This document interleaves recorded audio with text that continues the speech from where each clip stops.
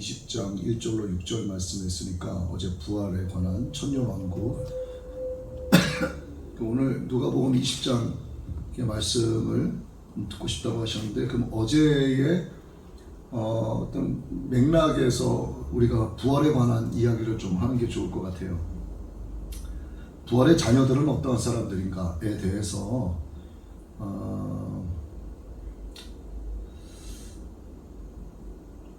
27절에서 36절까지 사두개인들이 예수님께 와서 칠형제를 두고 한 여인이 있는데, 이제 맏형이 장가를 가서 애가 없이 죽어서, 이 당시에는 문화와 풍습이 그랬잖아요. 그 다음에 이제 둘째가 또 그 형수와 또 셋째가, 넷째가, 일곱째까지 다 그렇게 해서 장가를 갔는데 다 애가 없이 죽었고 이 여자도 죽었어. 그리고 부활했을 때 그 여자는 누구의 아내가 되느냐, 이렇게 얘기했는데, 이 말씀을 지금 읽으면서 문득 떠오르는 게 이슬람이 떠올라요. 이슬람 가운데에서도 IS 그 강경파가 있단 말이에요. 걔네들은 몸에 이렇게 폭탄을 짊어지고 가서 자폭하고, 근데 그 사람들은 그것에 대한 두려움이 전혀 없는 것 같습니다. 제가 그들 당사자가 되어보진 않았기 때문에 어떤 마음으로 자기 몸에서 폭탄이 터지는 것을 담담하게 받아들이는지는 잘 모르겠지만, 걔네들은 사후에 그렇게 해서 자기가 무함마드라고 하죠. 무함마드 알라신을 위해서 죽게 되면 그렇게 순결한 거잖아요. 그렇게 되면 재물은 물론이거니와 정말 너무너무 아름다운 여인 7명과 함께 살 수 있다. 그렇게 가르침을 받고, 그게 그들의 사상이 됐고요. 그게 그들의 삶이 된 것이고, 그것이 그들의 참된 소망이 된 거예요. 그러니까 저와 여러분은 예수 그리스도를 위하여 죽을 수 있지요. 죽을 수 있어요? 잘 모르겠어.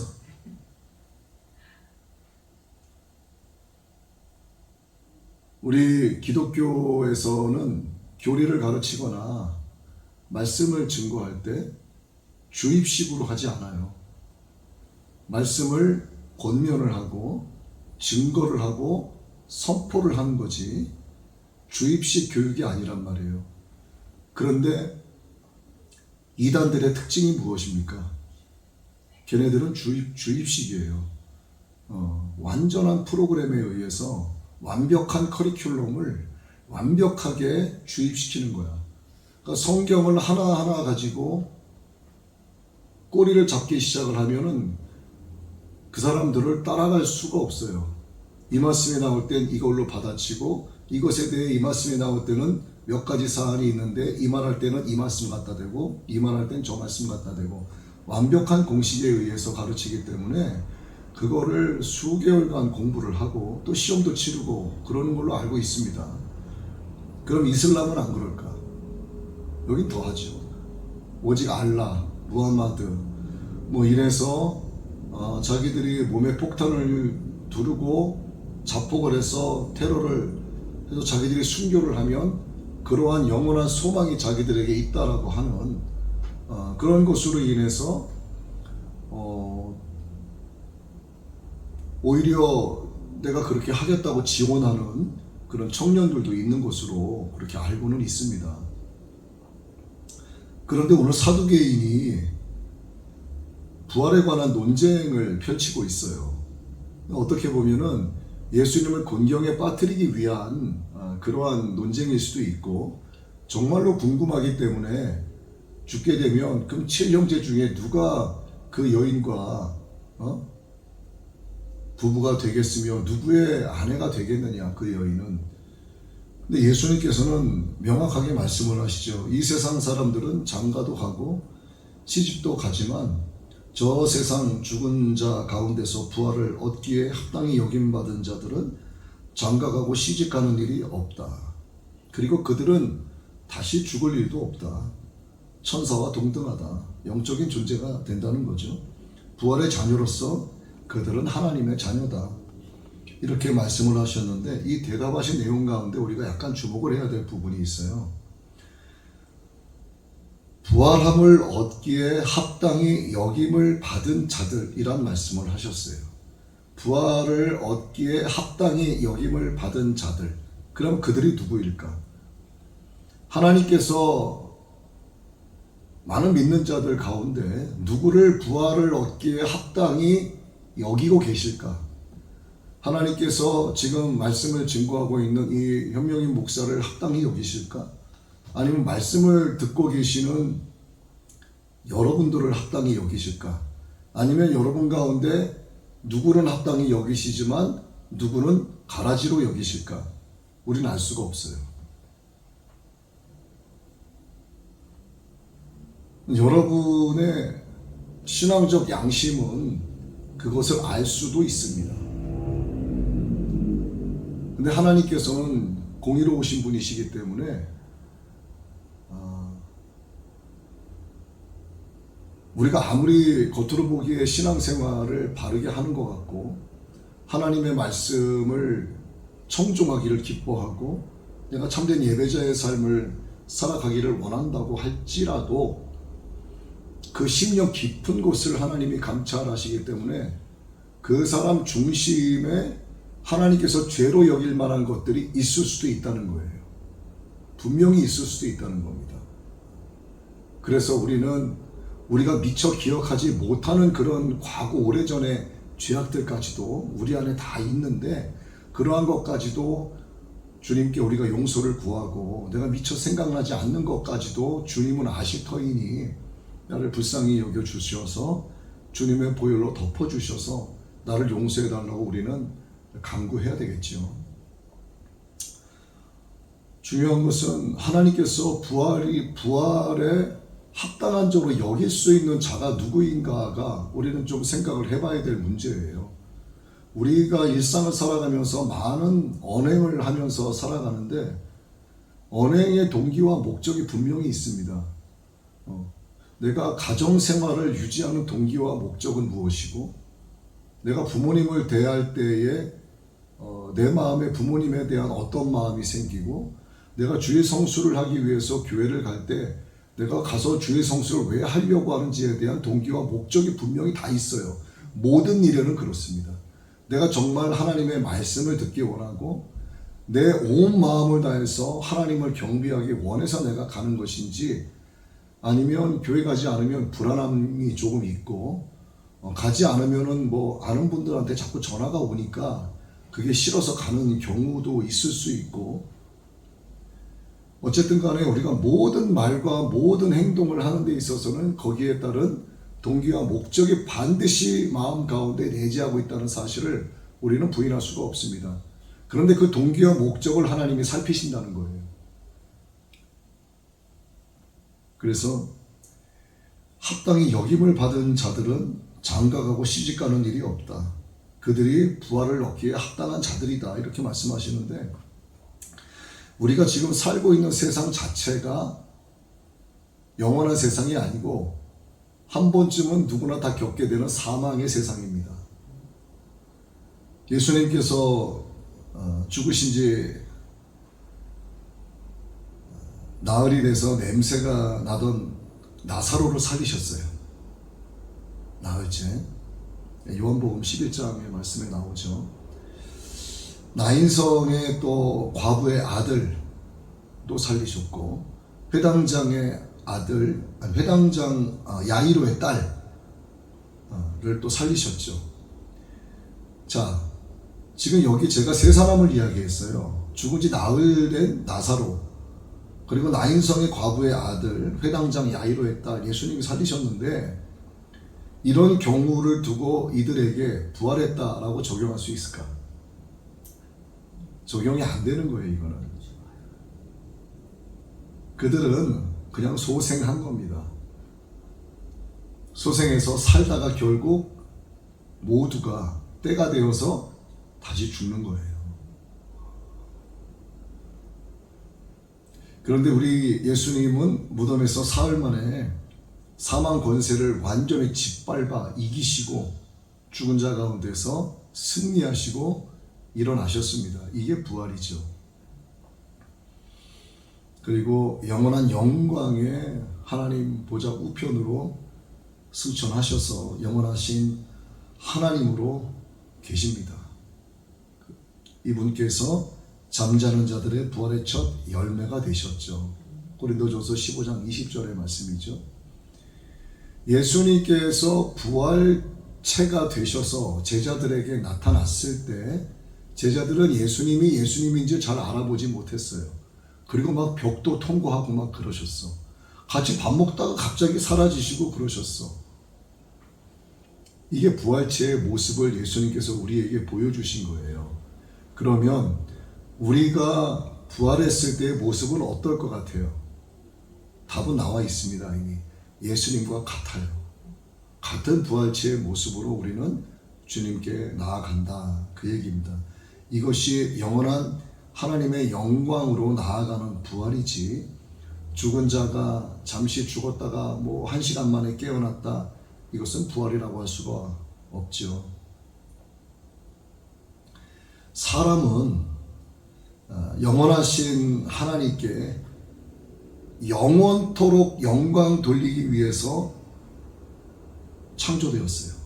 하나님께서 사람을 지으신 목적에 대해서 분명히 말씀을 하신 것은 찬양받기 위함이라 하셨어. 그러면 각자의 인생에게 주어진 인생의 시간, 누군가에게는 100년이 될 수도 있고 80년이 될 수도 있고, 하나님께서 이 사람에게는 80년 찬양 받으시고 저 사람에게 100년 찬양 받으시고, 이 사람들이 죽게 돼서 또 태어난 사람들로 누군가에게는 50년 찬양 받으시고, 이렇게 근근히 끼니를 간신히 이어가듯이 찬양 받으시는 하나님이 아니라, 하나님께서는 자신의 형상으로 인간들을 창조하실 때 그 인간이 하나님과 영원히 사는 존재로서 완전한 존재가 되어서 영원토록 그를 통해서 찬양받길 원하시는 목적 때문에 사람을 지으신 거예요. 그래서 이걸 프로그램이라고 말하긴 조금 뭐하지만, 하나님께서 친히 육신이 되셔서, 말씀이 육신이 되셔서 이 땅 가운데 예수님으로 오셨단 말입니다. 우리의 메시아로 오셨어요. 그래서 예수님을 믿으면 우리에게 영원한 생명을 주시고, 물론 그 전에 우리의 입을 통해서 예수님이 나의 구세주임을 고백하고 우리의 죄를 씻음받기 위해서 날마다 회개하고, 이렇게 두려움과 떨림으로 우리의 구원을 이루어 나가서 하나님 아버지 앞에 이르렀을 때, 하나님께서는 그를 통해서 이 땅에 살면서도 육신 가운데 찬양받으셨지만, 그가 육신의 몸이 죽고 예수님처럼 부활체가 되어서 하나님께 갔을 때도 그를 통해 영광받기 원하십니다. 하나님께서 원하시는 인간의 부활체, 그 부활체를 도입하신 것이 바로 이러한 목적 때문이라는 거예요. 그런데 아무나 내가 그렇게 하고 싶다고 해서 부활에 합당히 여기시는 하나님은 아니신 거죠. 왜냐하면 하나님의 속성 중에 너무나 중요한 속성이 공의가 있기 때문에 그렇습니다. 하나님이 처음 창조하신 세상에서 원래 사람에게는 사망이 있었어요? 없었어요? 없었어요. 아담과 하와에게 너희들에게는 특별히 내가 5,000년만 살게 해주겠다. 5,000년이면 됐지? 뭐 불만 없지? 이렇게 말씀하신 게 아니라 생명이 되게 하셨어요. 살아있는 영이 되게 하셨다 얘기예요. 살아있는 영이 뭐냐면 예수님께서 부활하신 그 부활체가 살아있는 영인 거야. 그때 아담과 하와는 벌거벗었지만 부끄러운 걸 몰랐단 말이에요. 우리는 성경을 통해서 아담과 하와를 보고 있지만, 그래서 창조되었을 그 죄를 범하기 이전에도 이런 어떤 육신 이렇게 갖고 있었을 거라고 생각을 하시겠지만 그렇지가 않습니다. 하나님께서 그 코에 생기를 불어넣으사 뭐가 됐다? 생명이 된지라. 부활체 그 모습인 거예요. 이 당시에는 부활체라고 하는 개념이 없었죠. 그러니까 이것은 뭐냐면 사망하는 존재로 만드신 것이 아니라 영원히 사는 존재로 만드신 거야. 그리고 하나님께서 에덴 동산을 그들에게 주시면서 너희가 다 다스려라, 생육하고 번성하라, 번성하라 하셨잖아요. 너희들 아이들 많이 낳고 이 안에서 내가 너희에게 공급해 주는 것으로 너희가 이 땅의 주인이 돼서 편하게 살아라. 왜? 하나님이 찬양 받으시기 원하셔서. 그런데 그 사탄이란 그놈이 뱀에게 들어가서 미혹하는 바람에 역시나 피조물은 어쩔 수 없어요. 홀랑 넘어가서 죄를 범하니까 비로소 생명체에서 인간의 육신이 돼버린 거예요. 그러다 보니까 부끄러워 이렇게 된 거예요. 나뭇잎으로 막 이렇게 얼기설기해서 가리고, 하나님께서 그게 또 안쓰러우셨는지 가죽옷을 입히셨어요. 여기서 가죽옷을 입히셨을 때 어떤 가축이 죽었을 거 아닙니까? 그렇죠? 그게 예수 그리스도를 상징합니다. 성경의 모든 부분은 예수 그리스도를 상징하는 거예요. 피 흘림이 있는 것들에 대해서. 물론 가인이 아벨을 죽였어요. 아벨이 피를 흘렸습니다. 아벨은 누구를 상징할까요? 아벨도 예수 그리스도를 상징합니다. 이렇게 세상에서 원래 사람에게는 사망이 없었어요. 그런데 사람이 범죄를 함으로써 행위 언약에 의해 사망이 들어오게 됩니다. 그래서 이 세상은 결국 사망이 지배하는 세상이 되고 말았어요. 사망이 지배하는 세상이 되었다는 것은 히브리서 9장 27절에 나와 있는 말씀입니다. 그래서 이것을 불쌍하게 여기신 하나님께서 하나님의 기쁘신 뜻대로 택하신 자를 하나님의 자녀로 예정을 하셨죠. 에베소서 1장 4절에서 5절의 말씀에 보면 하나님께서 기쁘신 뜻대로 택하신 자들의 하나님의 자녀에 대한 말씀이 기록되어 있습니다. 이들이 바로 예수님을 자신의 구세주로 영접을 함으로써 영생의 부활에 이르러서 영원한 생명을 회복하도록 하신 거예요. 그래서 사망의 세상에서 벗어나서 부활 영생하는 길은 오직 예수님을 믿는 길밖에 없다 하는 것을, 사망의 세상에서 유일하게 영원한 세상으로 갈 수 있는 방법은 예수 그리스도밖에 없다 하는 것을 말씀하십니다. 그런데 사망의 세상이라고 하는 곳에는 결국 사망의 자녀들이 있다는 뜻이죠. 사망의 세상에 사망의 자녀들이 없으면 이것도 좀 말이 안 되잖아요. 사망의 자녀들이 엄청나게 많은 거예요. 예수님을 믿지 않고 죄에게 순종하는, 여전히 율법 아래 속해 있는 겁니다. 죄에게 순종해서 죄의 종이 된 사람들은 결국 허물과 죄로 죽어서 사망의 자녀들이 되고 말아요. 이 사망이 단순히 육신이 죽는 것만을 말하는 게 아니라 영원한 불못의 형벌을 말하는 겁니다. 어제 우리가 요한계시록에서 둘째 사망을 이야기했었죠. 결국 첫째 부활에 참여하지 못하는 자들은 조건 필요 없이 무조건 둘째 사망인 거예요. 그건. 그러니까 첫째 부활에 참여해야 된다, 안 해야 된다? 해야 된다. 무조건 해야 된다. 우리가 육신으로 살아있을 때 주님이 오셔서도 참여해야 되고, 우리가 죽어서 화장당해서 잿가루가 되든 나무 밑에 수목장이 되든 땅 밑에 들어가서 관뚜껑 덮고 들어가 누워있든 결국 우리는 첫째 부활에 참여하지 않으면 안 되는 거야. 예수님 열심히 믿는다고 믿었는데 결과가 둘째 사망일 수도 있잖아요. 그거 어떻게 살아요, 그거를? 억울해서 어떻게 사냐고. 나는 예수님 믿는다고 믿었어요. 그런데 죽고 나서 보니까 주님과 함께 낙원에 있는 게 아니라 차갑고 어두운 곳에 번져져 있네. 그럼 그 사람은 억울하겠어요? 안 억울하겠어요? 억울하단 말이야. 억울하면 어떻게 돼요? 이를 바득바득 가는 거야. 주인에게 달란트를 받은 종들이 있어요. 5개, 2개, 1개. 2개, 5개 받은 종은 주인이 어떤 분인지를 알아. 근데 1개 달란트 받은 이 종은 주인이 어떤 분인지 잘 몰라. 하나님을 알긴 아는데 하나님을 아는 지식이 그릇되게 입력되어 있는 거예요. 어쨌든 그는 주인의 종이잖아. 저와 여러분은 예수님의 종 맞아요, 안 맞아요? 맞죠? 로마서 1장 6절에 뭐라고 기록되어 있습니까? 예수 그리스도의 것으로 부르심을 입은 자들이니. 예수님의 소유된 자들이잖아요. 예수님의 종이야. 우리 예수님을 주님이라고 부르니까. 그런데 그렇게 알고 내가 신앙생활을 했는데 육신이 죽어서 딱 보니까 차갑고 어두운 곳에 던져져 있어. 그럼 어떠겠냐고요? 억울한 거야. 내가 예수님을 주님으로 지금까지 믿어왔는데 아니 어떻게 나한테 이럴 수 있냐. 슬피 울면서 이를 갈미 있으리라. 그 말씀이 그에게 적용되는 거예요. 그 신앙생활은 결코 쉬운 게 아닙니다.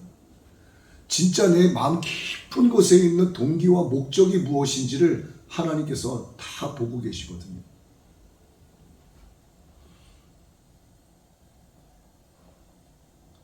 영원한 불못의 형벌, 둘째 사망. 예수님은 하나님의 지혜이시죠. 그런데 이 지혜를 잃어버린 사람은 자기의 영혼을 이해하고 주님의 지혜의 말씀을 미워하는 자는 이 둘째 사망을 사랑하게 됩니다. 예수님은 하나님의 지혜라고 하셨어요. 제가 말씀드렸어요. 근데 이 지혜를 잃어버리는 자는 자기의 영혼을 이해하는 거예요. 자기의 영혼을 이해한다.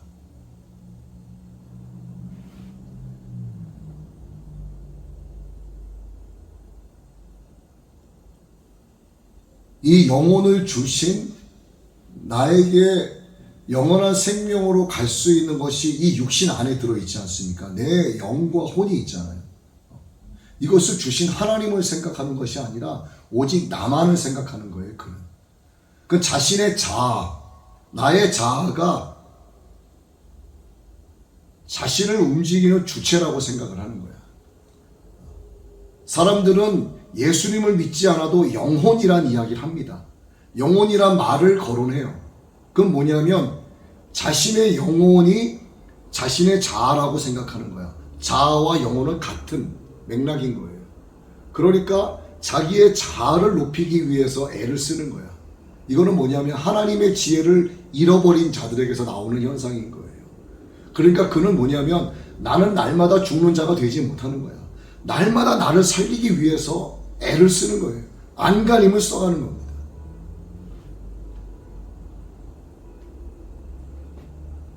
바로 그 사람이 주님의 지혜인 하나님의 말씀을 미워하는 자고 그가 바로 둘째 사망으로 갈 수밖에 없는 자라는 것. 절대로 하나님께서 그들을 부활에 합당한 자로 여기지 않는다는 사실이죠.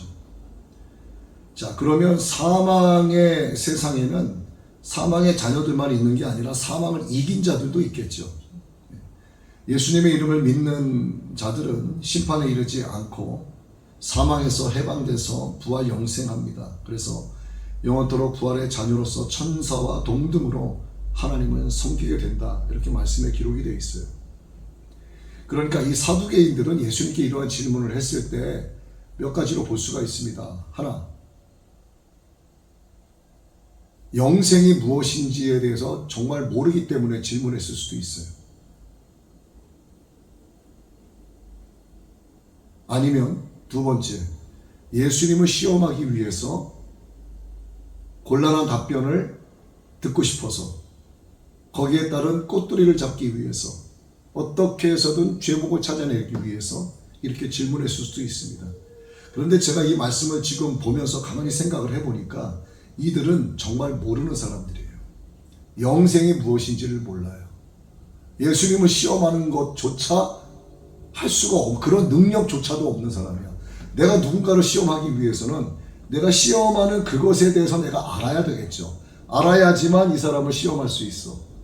아니 선생님이 시험 감독을 하고 있단 말이야. 국사 선생님이 국사 시험 보는 애들을 감독을 하고 있어. 근데 국사 선생님이 국사를 전혀 몰라. 그 감독할 만한 그 권위가 서겠습니까? 안 서는 거예요.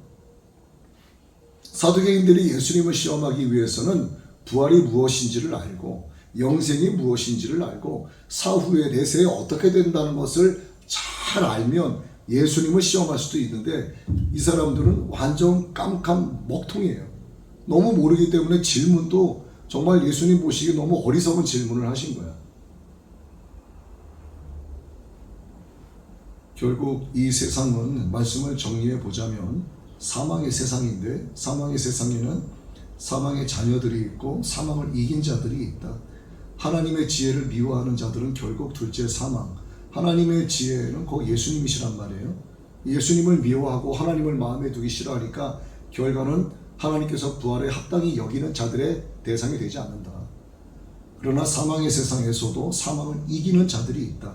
예수님을 나의 구세주로 영접한 자, 그리고 하나님을 아는 지식이 있지만 바른 지식으로 하나님을 알아가는 자, 이것이 바로 부활이 무엇인지를 알고 부활체가 무엇인지를 알고 영생이 무엇인지를 알고 하나님께서 이 세상에 사람을 왜 창조하셨는지를 알고, 오늘 이 말씀 속에서 사두개인들은 예수님을 향해 부활 논쟁을 하고 있지만 우리는 논쟁에 휘말릴 것이 아니라 논쟁 속에서 우리에게 말씀하고자 하시는 하나님의 의도와 하나님의 뜻이 무엇인지를 분별하는 게 더 중요하다는 얘기예요. 오늘 이것은 사두개인들의 문제가 아니라 오늘 우리의 문제란 얘기입니다. 과연 나는 부활을 제대로 알고 있나? 부활체가 무엇인지를 알고 있나? 에덴 동산에 있는 아담과 하와에게 생명이 되게 하시기 위해서 생기를 불어넣으신 것이 무엇인가? 그럼 과연 이 세상은 그 이후로 어둠의 세상, 사망의 세상이 되었고, 세상은 사망의 자녀들과 사망을 이기는 자들이 함께 공존하고 있고, 이 말씀을 성경에서 알곡과 가라지로도 말씀하셨고, 쭉정이로도 말씀하셨고, 여러 가지로 비유로 말씀하셨어요. 그럼 나는 과연 어디에 속하는가? 난 하나님께 부활에 합당한 자로 여김받고 있는 중인가? 앞으로 내가 육신의 죽음이 이를 때까지 하나님이 나를 그렇게 합당히 여겨주실까? 이러한 자신만만한 마음보다는요, 두려움과 떨림이 있어야 되는 거예요. 값없이 주신 은혜는 값싼 은혜가 아니지 않습니까? 값어치 있게 그 믿음을 지켜나가야 된다는 겁니다. 그래서 어떻게 지켜나가야 된다는 것도 성경은 이미 다 말씀하셨어. 10명의 신부들 가운데 기름을 준비했다 안 했다 이러한 것들도 말씀하시고요. 너무나 많은 부분에서 구약에서 신약에 총체적으로 하나님께서는 너희들이 정말 나의 신부가 되기 위해서는, 하나님의 자녀가 되기 위해서는, 영원히 하나님을 찬송하기 위해서는, 부활체가 되기 위해서는, 이기는 자가 되기 위해서는 너무너무 많은 비유로 말씀하셨는데, 하나님을 마음에 두기 싫어해서 지혜이신 예수 그리스도를 믿지 않으면 오픈되어 있잖아요, 하나님의 말씀이. 그런데 이것은 그들에게는 감추어진 비밀인 거예요. 영원히 열리지 않는 비밀. 얼마나 무서운 겁니까 이게. 근데 우리에게 열려져 있잖아요, 이렇게. 이 얼마나 이게 큰 은혜냐 이 말이죠. 그래서 하나님의 말씀이 내 발의 등이요 내 길의 빛이기 때문에 결국 이 어둠의 세상을 말씀이 없이는 살아갈 수 없다는 것도 말씀하셨는데, 누군가에게는 말씀이 등이 되고 빛이 돼서 승리하고 이기는 자 되고, 누군가는 시크릿 바이블이 돼가지고 복음이 비밀이 된 거야. 그러니까 여전히 어둠의 세상이니까 그들은 사망의 세상에서 어둠의 자식으로 살다가 마귀와 함께 랄랄라 손잡고 지옥불로 풍덩 들어가는 거예요. 그 동기와 목적을 살피시는 하나님을 늘 생각하시고, 내가 과연 하나님께 부활체가 되고 부활에 이르는 합당한 자로 내가 지금 신앙생활을 하고 있는가, 늘 나 자신을 돌이켜보는 것이 정말 중요합니다. 또한 내가 그렇게 할 수 있도록 인도하시는 하나님은 전적으로 의지하시고, 오늘도 여러분 동기와 목적을 살피시는 하나님을 경외하시고 하나님을 사랑하게 되시기를 예수님의 이름으로 축복합니다.